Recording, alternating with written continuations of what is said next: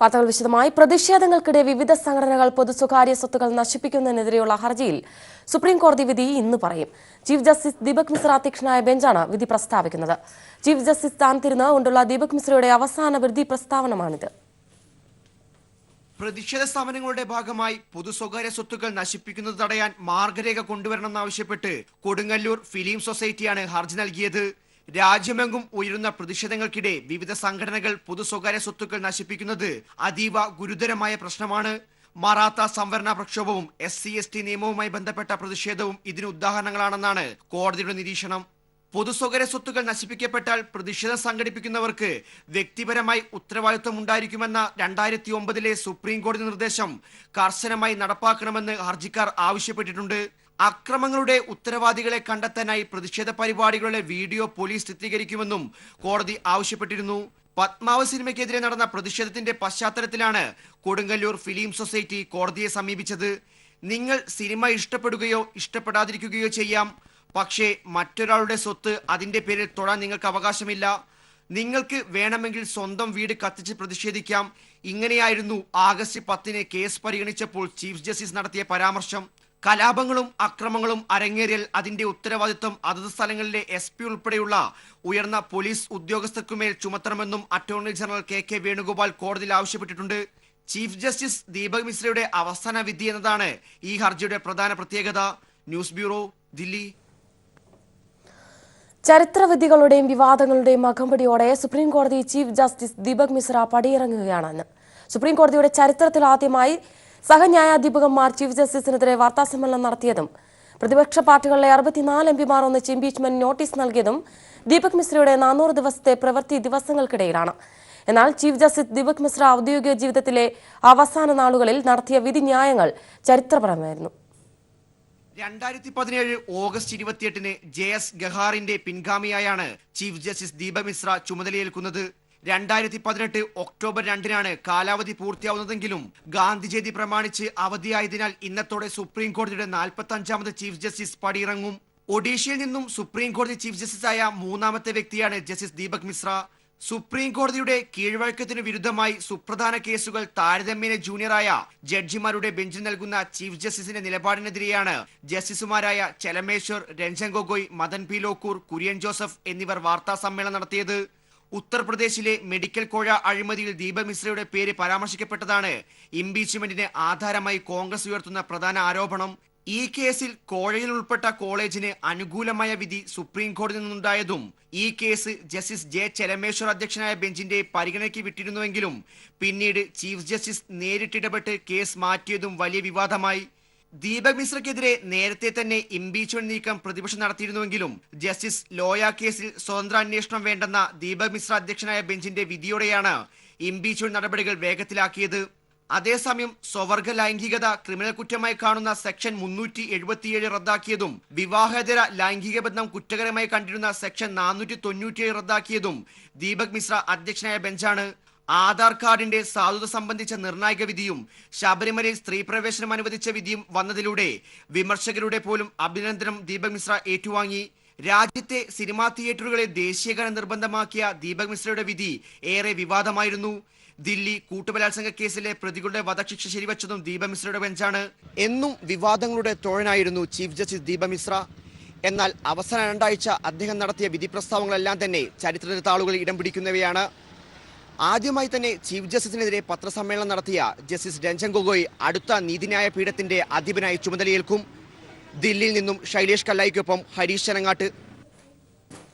Supreme കോടതി ജഡ്ജിമാരെ തലയ്ക്ക് വെളിവില്ലാത്തവരെന്ന് വിളിച്ച KPCC വർക്കിംഗ് പ്രസിഡന്റ് K സുധാകരന്റെ പരാമർശം കോടതി അലക്ഷ്യമെന്ന് നിയമവിദഗ്ധർ. K സുധാകരൻ നിയമ നടപടികൾ നേരിടേണ്ടി വരുമെന്നും നിയമവിദഗ്ധർ പറഞ്ഞു.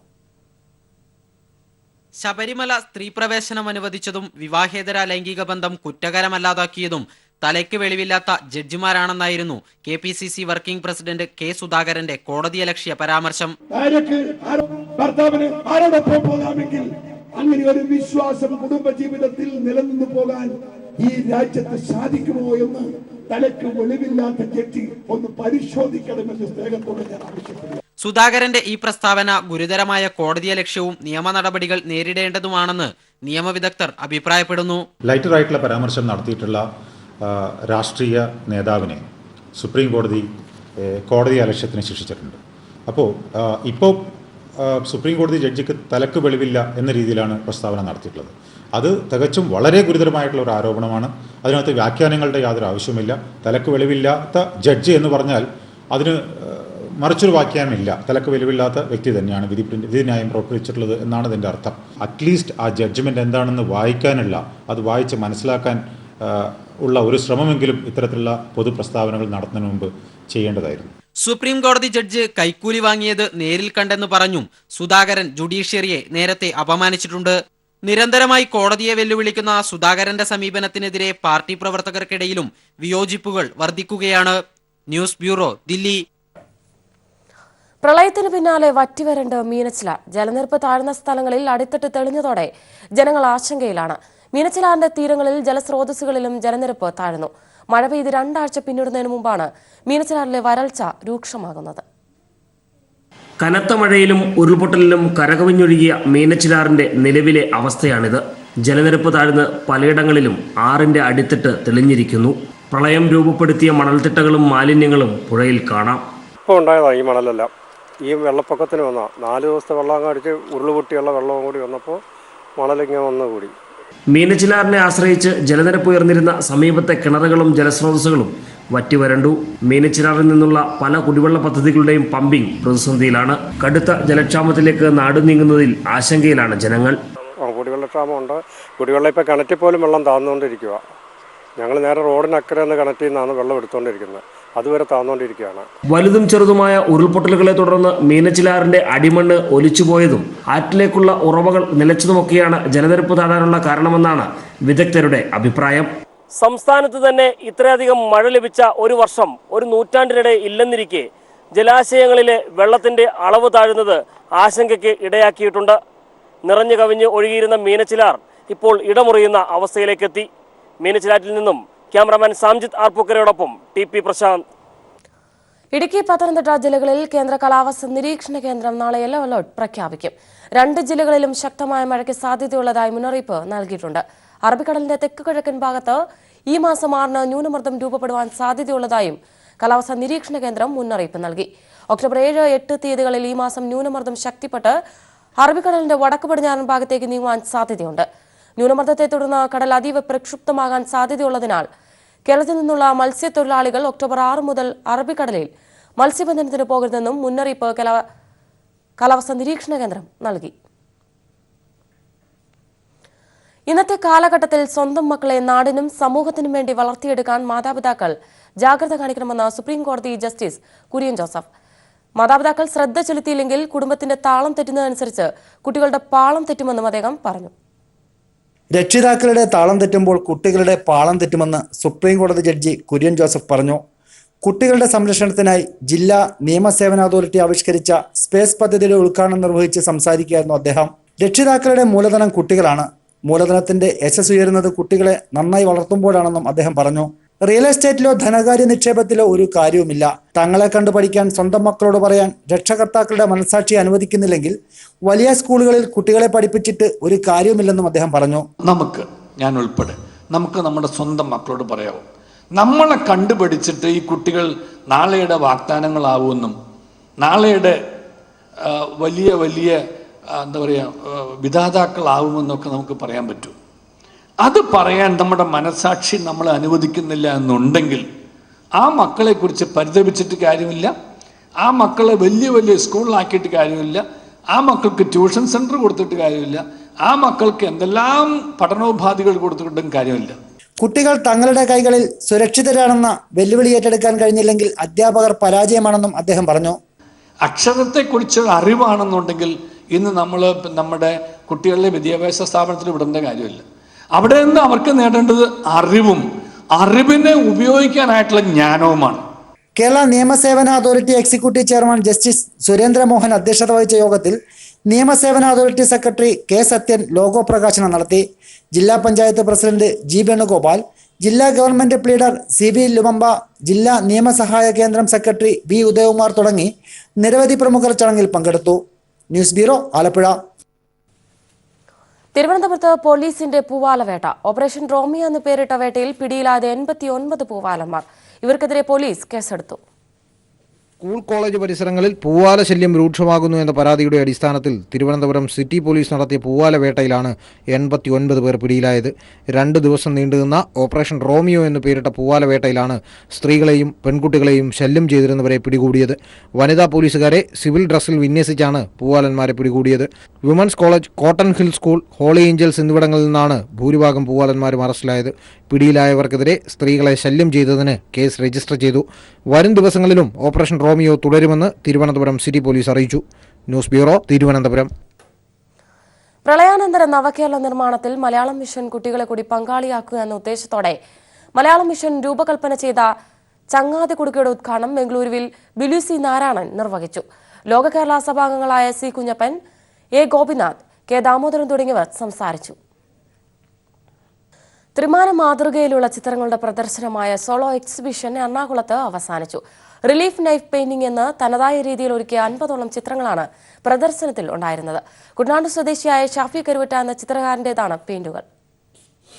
അക്രിലിക് പെയിന്റിംഗ് രീതിയിൽ ചായത്തിന്റെ കനം വ്യത്യാസപ്പെടുത്തിയാണ് നൈഫ് പെയിന്റിംഗ് നിർമ്മിക്കുന്നത്. ബ്രഷുകൾക്കും പേനകൾക്കും പകരം പ്രത്യേകതരം കത്തി ഉപയോഗിച്ചാണ് ഇത്തരം ചിത്രങ്ങൾ നിർമ്മിക്കുന്നത്. പ്രത്യേക ചായങ്ങളും ക്യാൻവാസും വേണ്ടിവരുന്നതിനാൽ നൈഫ് പെയിന്റിംഗ് താരതമ്യേന ചിലവ് കൂടിയതാണെന്ന് ചിത്രകാരൻ കൂടിയായ ഷാബി കരുവാറ്റ പറഞ്ഞു. ആദർശപരമായിട്ട്, തത്വശാസ്ത്രപരമായിട്ട് നമ്മുടെ നാട്ടിലെ സംസ്കാരത്തെ ഉയർത്തിക്കാണിക്കുന്ന രീതിയിലൊക്കെ കൂടെ ഉള്ള പെയിൻറ്റിങ്ങുകൾ ഉണ്ടാക്കി അതിൻ്റെ ആദ്യത്തെ എക്സിബിഷനാണ് എറണാകുളം ദർബാർ ഹാളിൽ ഇപ്പോൾ നടക്കുന്നത്. പിന്നെ ഇതിൻ്റെ ഒരു സാമ്പത്തിക ചെലവ് വളരെ ഭാരിച്ചതായതുകൊണ്ട് ഒരു വ്യക്തിക്ക് വഹിക്കാവുന്നതിനേക്കാൾ മുകളിലാണ് ഇതിൻ്റെ ചെലവ്. ഓരോ ചിത്രവും നൽകുന്ന ആശയവും ചിത്രത്തിന് സമീപം എഴുതി വെച്ചിട്ടുണ്ട്. ഡിജിറ്റൽ കോപ്പികൾ എടുക്കുമ്പോൾ യഥാർത്ഥ ചിത്രവും അതിന്റെ കോപ്പികളും തമ്മിലുള്ള വ്യത്യാസം തിരിച്ചറിയാൻ നൈഫ് പെയിന്റിങ്ങിലൂടെ സാധിക്കും. എറണാകുളം ദർബാർ ഹാളിൽ നടന്ന ചിത്ര പ്രദർശനം കാണാൻ നിരവധി പേരാണ് എത്തിയത്. News bureau, Kochi. ശബരിമല സ്ത്രീ പ്രവേശന വിധിയിൽ തുടർ നടപടി സ്വീകരിക്കാൻ മുഖ്യമന്ത്രി പിണറായി വിജയൻ വിളിച്ച ഉന്നതതല യോഗം ഇന്ന് ചേരും. സുപ്രീം കോടതി വിധി കണക്കിലെടുത്ത് എന്തൊക്കെ സംവിധാനങ്ങൾ ശബരിമലയിൽ എത്തുന്നവർക്കായി ഒരുക്കാമെന്നത് യോഗം ചർച്ച ചെയ്യും. നിലവിൽ ഭക്തർക്കായുള്ള അടിസ്ഥാന സൗകര്യങ്ങളും ക്രമീകരണങ്ങളും സംബന്ധിച്ച് ദേവസ്വം ബോർഡ് പ്രസിഡന്റ് മുഖ്യമന്ത്രിയെ കഴിഞ്ഞ ദിവസം ധരിപ്പിച്ചിരുന്നു. ദേവസ്വം മന്ത്രി കടകംപള്ളി സുരേന്ദ്രൻ, തിരുവിതാംകൂർ ദേവസ്വം ബോർഡ് പ്രസിഡന്റ് അംഗങ്ങൾ, സംസ്ഥാന പോലീസ് മേധാവി തുടങ്ങിയവരും യോഗത്തിൽ പങ്കെടുക്കും. രാവിലെ 11:30 മുഖ്യമന്ത്രിയുടെ കോൺഫറൻസ് ഹാളിലാണ് ഉന്നതതല യോഗം ചേരുക. കാസർകോട്ട് വൻ കുഴൽപ്പണ സ്വർണ്ണവേട്ട. 1,20,00,000 രൂപയുടെ കുഴൽപ്പണവും 1.5 കിലോ സ്വർണവുമാണ് കസ്റ്റംസ് അധികൃതർ പിടികൂടിയത്. മഹാരാഷ്ട്ര സ്വദേശി ഉൾപ്പെടെ 2 പേരെ പോലീസ് കസ്റ്റഡിയിലെടുത്തു. കർണാടക അതിർത്തിയായ മഞ്ചേശ്വരത്ത് വെച്ചാണ് 1,20,00,000 രൂപയുടെ കുഴൽപ്പണം കസ്റ്റംസ് പിടികൂടിയത്.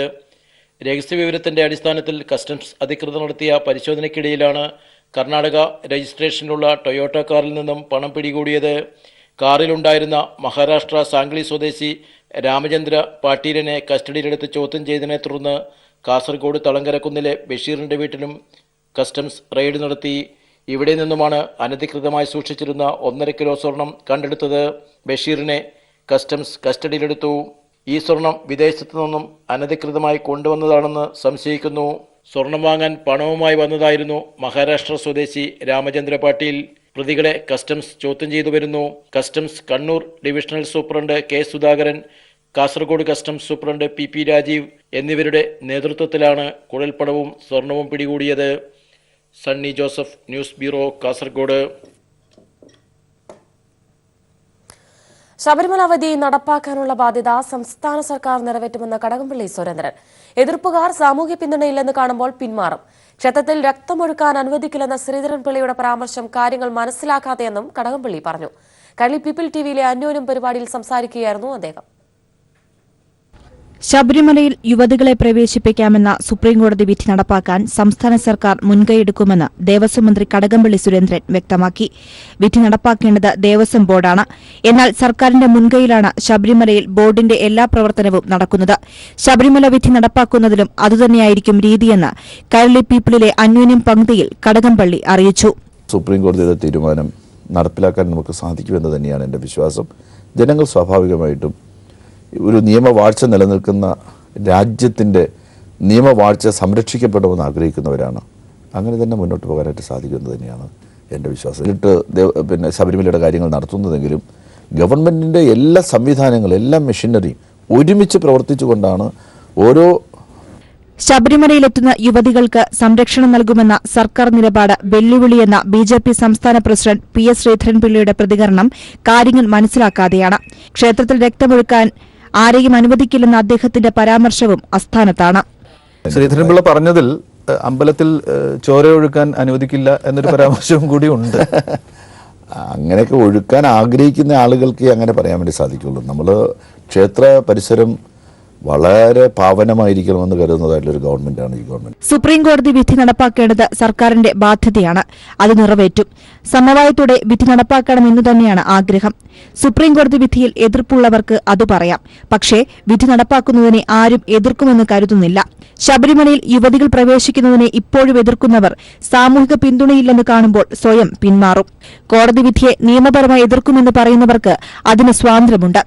അവർ കോടതിയിൽ പോയാൽ ശബരിമലയിലെ യുവതികൾക്ക് പ്രവേശനം നൽകുന്നതിൽ തെറ്റില്ലെന്ന നിലപാട് തന്നെ സർക്കാർ കോടതിയിൽ തുടർന്നും കൈക്കൊള്ളുമെന്നും കടകംപള്ളി സുരേന്ദ്രൻ കൈരളി പീപ്പിൾ ടിവിയിലെ അന്യോന്യം പരിപാടിയിൽ പ്രതികരിച്ചു. മുംബൈയിൽ കാറിനടിയിൽപ്പെട്ട ബാലൻ അത്ഭുതകരമായി രക്ഷപ്പെട്ടു. വീഡിയോ സമൂഹ മാധ്യമങ്ങളിൽ വൈറലായതോടെ അശ്രദ്ധയോടെ കാർ ഓടിച്ച സ്ത്രീ അറസ്റ്റിലായി. മുംബൈയിൽ ഗോരേഗാവിലാണ് സംഭവം നടന്നത്. കൂട്ടുകാരുമൊത്ത് റോഡരികിൽ കളിച്ചുകൊണ്ടിരുന്ന അമിത് മാത്തൂർ എന്ന കുട്ടിയാണ് വലിയൊരു ദുരന്തത്തിൽ നിന്ന് രക്ഷപ്പെട്ടത്. കളിക്കുന്നതിനിടയിൽ അഴിഞ്ഞുപോയ ഷൂലേസ് കെട്ടുന്നതിനിടെ തൊട്ടടുത്ത കാർ സ്റ്റാർട്ട് ചെയ്ത് കുട്ടിയെ തട്ടിമറിച്ച് കടന്നുപോയി. വാഹനം കടന്നുപോയതിനു പിന്നാലെ കുഴപ്പമില്ലാതെ എണീറ്റ് കൂട്ടുകാരുമൊത്ത് കളിയിൽ പങ്കുചേരുന്ന കുട്ടിയുടെ ദൃശ്യം സമീപത്തെ CCTVയിലാണ് പതിഞ്ഞത്. വീഡിയോ മുംബൈയിലെ സോഷ്യൽ മീഡിയകളിൽ വൈറലായതോടെ അശ്രദ്ധയോടെ കാർ ഓടിച്ചിരുന്ന ശ്രദ്ധ മനോജ് ചന്ദ്രകർ എന്ന 42-കാരിയെ പോലീസ് അറസ്റ്റ് ചെയ്തു. News bureau, Mumbai. ഹൃദയാരോഗ്യത്തിന് നല്ല ജീവിതശീലങ്ങൾ എന്ന സന്ദേശവുമായി ദുബായിൽ കുട്ടികൾ അണിനിരന്ന വാക്കത്തോൺ ശ്രദ്ധേയമായി. ഷാർജ ജുവൈസിലെ ഇന്ത്യൻ സ്കൂളിലെ വിദ്യാർത്ഥികളാണ് വാക്കത്തോണിൽ പങ്കെടുത്തത്. ദുബായ് ബ്യൂറോയുടെ റിപ്പോർട്ടിലേക്ക്. ലോക ഹൃദയ ദിനത്തോടനുബന്ധിച്ചാണ് ഷാർജയിൽ കുട്ടികൾ അണിനിരന്ന വാക്കത്തോൺ സംഘടിപ്പിച്ചത്. ഷാർജ ഇന്ത്യൻ അസോസിയേഷന് കീഴിലുള്ള ഷാർജ ജുവൈസ ഇന്ത്യൻ സ്കൂളിലെ കുട്ടികളാണ് ഹൃദയാരോഗ്യത്തിന്റെ പ്രാധാന്യം പൊതുസമൂഹത്തിലേക്ക് എത്തിക്കുക എന്ന ലക്ഷ്യത്തോടെ നടത്തിയ വാക്കത്തോണിൽ അണിനിരന്നത്.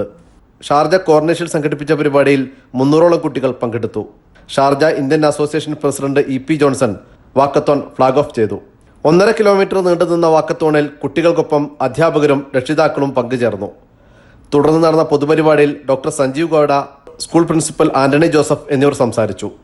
ഷാർജ പോലീസ് വിഭാഗം പരിപാടിക്കായി പ്രത്യേക സജ്ജീകരണങ്ങൾ ഒരുക്കിയിരുന്നു. പ്രധാനാധ്യാപകൻ രാജീവ് മാധവൻ, കായികാധ്യാപകൻ പ്രണോജ് എന്നിവരാണ് പരിപാടിക്ക് നേതൃത്വം നൽകിയത്. News bureau, Dubai. റാഫേൽ കരാറിൽ അനിൽ അംബാനിയുടെ സ്ഥാപനത്തെ ഉൾപ്പെടുത്താൻ പ്രതിരോധ നിയമങ്ങളും ചട്ടങ്ങളും മോദി സർക്കാർ മാറ്റിയെഴുതി. 2016 നിലവിൽ വന്ന പ്രതിരോധ സംഭരണ നടപടി ചട്ടത്തിന്റെ അടിസ്ഥാനത്തിൽ അതിന് തൊട്ടുമുമ്പുള്ള വർഷമായ 2015 അനിൽ അംബാനിയുടെ കമ്പനിയുമായി കരാർ ഉണ്ടാക്കിയിരുന്നതെന്ന് രേഖകൾ. റാഫേൽ കരാറിനെതിരെ ഉദ്യോഗസ്ഥർ വിയോജനക്കുറിപ്പ് എഴുതിയിരുന്നതെന്ന കണ്ടെത്തലിന് പിന്നാലെയാണ് കരാർ ഒപ്പിടുമ്പോൾ ഇല്ലാത്ത നിയമം പിന്നീട് ഉണ്ടാക്കിയിരുന്നതെന്ന് വ്യക്തമാക്കിയിരിക്കുന്നത്. NDA സർക്കാർ 2016 ഏപ്രിൽ 1 പ്രതിരോധ ഉൽപ്പന്നങ്ങൾ വാങ്ങാനായി പ്രതിരോധ സംഭരണ നടപടിക്രമം കൊണ്ടുവന്നത്. ഈ ചട്ടത്തിലെ വ്യവസ്ഥകളുടെ അടിസ്ഥാനത്തിലാണ് റിലയൻസും റഫേൽ നിർമ്മാണ കമ്പനിയായ ദസാൾട്ടും തമ്മിലുള്ള സംയുക്ത നിർമ്മാണ സംരംഭമായ ദസാൾട്ട് റിലയൻസ് നിലവിൽ വന്നതെന്നാണ് കേന്ദ്ര സർക്കാർ വാദം. പക്ഷേ 2015 തന്നെ അനിൽ അംബാനി സംയുക്ത സംരംഭം ആരംഭിച്ച് കരാറിന്റെ ഭാഗമായി. അതായത് റിലയൻസിനെ കേന്ദ്ര സർക്കാർ റാഫേൽ കരാറിന്റെ ഭാഗമാക്കുന്നത് ഇല്ലാത്ത നിയമത്തിലെ ചട്ടങ്ങളുടെ പേരിൽ. പിന്നീട് നിയമസാധുത നൽകാൻ ചട്ടമുണ്ടാക്കി. ദസാൾട്ട് ഏവിയേഷൻ 2018 ഏപ്രിൽ 23 പുറത്തിറക്കിയ വാർത്താക്കുറിപ്പിൽ ഇക്കാര്യം സമ്മതിക്കുന്നു.